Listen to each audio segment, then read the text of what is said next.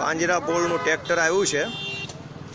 10 વાગ્યાની ગાય રોડ ઉપર છે. હવે અત્યારે ટ્રેક્ટર આવ્યું છે પાંજરાપોળમાંથી, લોકો ઉતારે છે. જોઈએ હવે શું થાય છે. આપણે ચાલુ ખબર નથી પડતી કે 10 વાગ્યાની કોઈ ગાય રોડ ઉપર પડી હોય, પાંજરાપોળ ખાલી 1/2 કિલોમીટર જેટલું દૂર હોય અને 1/2 કિલોમીટરથી ટ્રેક્ટર અત્યારે 4 વાગે અહીંયા આવે તો ગાયના નામે જે કાંઈ પણ ગુજરાતમાં અગાઉ બનાવો બન્યા છે, લોકો દવા બી પી ગયા છે, રેલીઓ બી નીકળી છે, તો આ શું રાજકારણ હાલે છે? આપણે તમામ લોકો એવું સમજવું જોઈએ કે ગાયના નામે કેવી પ્રવૃત્તિ હાલે. અગાઉના વિડીયોમાં તમે જોયું ગૌશાળાની જે બધી તમે જુઓ છો કે આ જગ્યાએ જ્યાં આ લોકો અત્યારે અહીંયા જ્યાં કામ કરે છે ત્યાં રોડ ઉપરથી 5000 લોકોએ રેલી કાઢી હતી ગાય બચાવોના સમર્થનમાં. કેમ કે ગાયો હત્યાનો એક બનાવ બન્યો હતો આ જ ગામમાં, અને અત્યારે પૂરા 5 લોકો નથી ગાયને ટ્રેક્ટરમાં ચડાવવા માટે. This is the tragedy. રાજકારણનો હાથો બનતા આપણે બધાએ વિચારવું પડશે કે ગાયના નામે, રામ મંદિરના નામે, હિન્દુવાદના નામે, હજારો એવા બીજા બધા ષડયંત્રો અને પ્રોપેગેન્ડાઓના નામે આપણે કેવી રીતે હાથો બની જઈએ છીએ.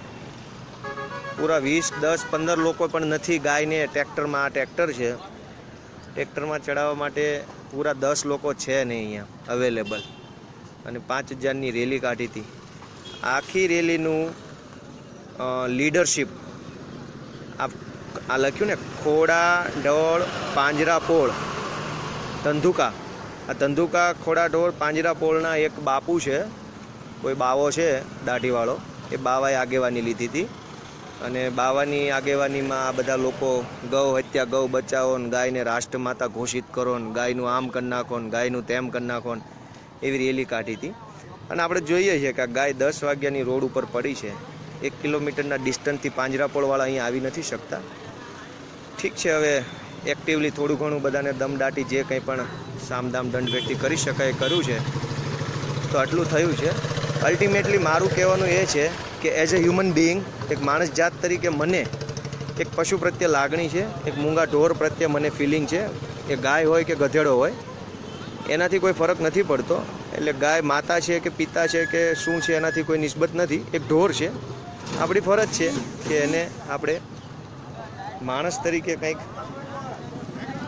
આ તમે જુઓ છો 10 વાગ્યાની પડેલી ગાયને, અને કોઈ ગૌભક્ત, કોઈ ખાખી ચડ્ડી પહેરેલા સંઘના હરામખોર માણસો, કોઈ બજરંગ દળના પટ્ટા પહેરેલા લુખ્ખાઓ, કોઈ વિશ્વ હિન્દુ પરિષદના નામે ચરી ખાતા હડફાઓ, ડોફાઓ કે એવા કોઈ આની અંદર ક્યાંય દેખાતા નથી. આ સામાન્ય માણસો છે, થોડાક માલધારી સમાજના છોકરાઓ છે, થોડાક બીજા અહીંયા રોડ ઉપર લારી ગલ્લાવાળા છે.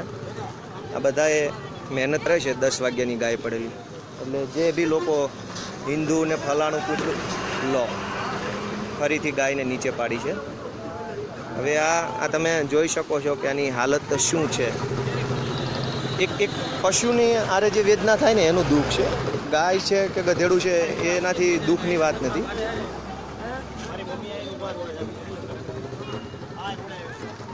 હિન્દુવાદના નામે હજારો સંગઠન, હજારો નેતાગીરી, હજારો લોકો આવી બધી બેફામ પ્રવૃત્તિઓ ગાયના નામે ચલાવતા હોય છે. મને રસ નથી કે હું આ બધી કાર્યવાહી કરું, લોકોમાં હીરો બનું, પબ્લિસિટી લઈએ. તકલીફ છે એને ખુલ્લા પાડવાની. મને તકલીફ છે લોકોના બેવડા સ્ટાન્ડર્ડ, ડ્યુઅલ સ્ટાન્ડર્ડ જે છે એને ખુલ્લા પાડવાની. જે લોકો રાજનીતિ કરે છે, લોકોને હાથો બનાવે છે, સમાજની અંદર વિખવાદ ઊભા કરે છે, કટ્ટરવાદ ફેલાવે છે, જાતિવાદ ફેલાવે છે, કોમવાદ ફેલાવે છે, ધાર્મિક અંધશ્રદ્ધાઓ ફેલાવે છે, રૂઢિચુસ્તતા ફેલાવે છે, એ બધા લોકોથી નફરત છે.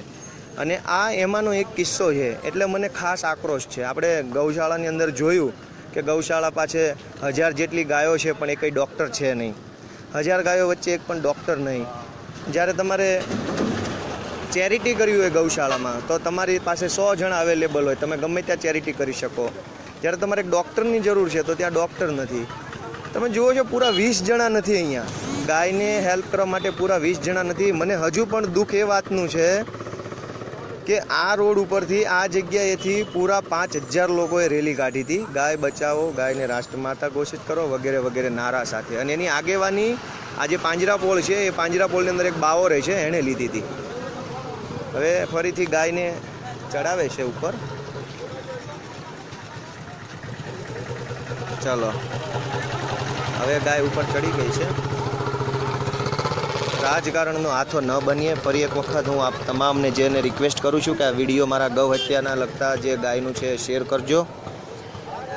હિન્દુવાદ, કટ્ટર હિન્દુવાદના નામે, ગાયના નામે, ધર્મના નામે, રામ મંદિરના નામે, ફલાણા પૂંછડા કોઈ પણના નામે રાજનીતિ ન કરશો, કોઈનો હાથો ન બનશો.